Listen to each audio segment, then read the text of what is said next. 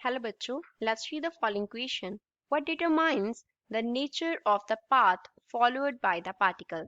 Particle जो path follow करता है उसका nature कौन determine करता है? Option A speed, B velocity, C acceleration and last option is both B and C.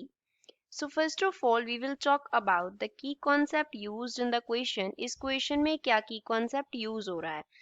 पहले ऑप्शन में हमें दिया गया है स्पीड. स्पीड जो है वो एक स्केलर क्वांटिटी होता है. Speed is a scalar quantity. Scalar quantity होगा दैट मीन्स स्पीड का क्या रहेगा? ओनली मैग्नीट्यूड रहेगा, उसका डायरेक्शन नहीं होगा. स्पीड का मैग्नीट्यूड होगा बट इसका डायरेक्शन नहीं होता. No direction. सेकेंड जो टर्म दिया गया है दैट इज वेलोसिटी. वेलोसिटी क्या है? Velocity is the vector quantity. Velocity एक वेक्टर क्वांटिटी है, तो वेक्टर क्वांटिटी होगा तो उसका मैग्नीट्यूड होगा एज वेल एज उसका क्या रहेगा? डायरेक्शन. एज वेल एज इसका डायरेक्शन होगा. थर्ड में दिया गया है एक्सेलेरेशन. एक्सेलेरेशन जो है वो किसे रिप्रेजेंट करता है? It represents change in velocity. Change in velocity by time taken. कितना टाइम लिया और कितना वेलोसिटी चेंज हुआ, this is represented by acceleration. Acceleration को ए से डिनोट कर लेते हैं. अब क्वेश्चन की बात करते हैं. हमें बताना क्या है? Nature of path followed by particle. Nature of path followed. Nature of path followed में हमको क्या चाहिए होगा? डायरेक्शन चाहिए होगा. Direction is required. तो अगर डायरेक्शन रिक्वायर्ड होगा तो वो तो स्पीड में होता ही नहीं है. That means speed can not define the nature of path followed by the particle. तो स्पीड इसका आंसर नहीं होगा. अब बात करते हैं फोर्स अप्लाइड की. सपोज जो पार्टिकल मूव कर रहा है उस पर हमने कुछ फोर्स अप्लाई कर दिया दैट इज एफ एक्सटर्नल. तो एफ एक्सटर्नल जो होगा it is a vector quantity. किसके इक्वल होता है? मास इनटू एक्सेलेरेशन के इक्वल होता है. ए वेक्टर जो है वो एक्सेलेरेशन को रिप्रेजेंट कर रहा है. मास क्या है? m. अब जितनी हम फोर्स अप्लाई करेंगे एफ एक्सटर्नल वो किसके प्रोपोर्शनल आ रही है? एक्सेलेरेशन के प्रोपोर्शनल आ रही है. मींस बॉडी में उतना क्या हो जाएगा? एक्सेलेरेशन प्रोड्यूस हो जाएगा.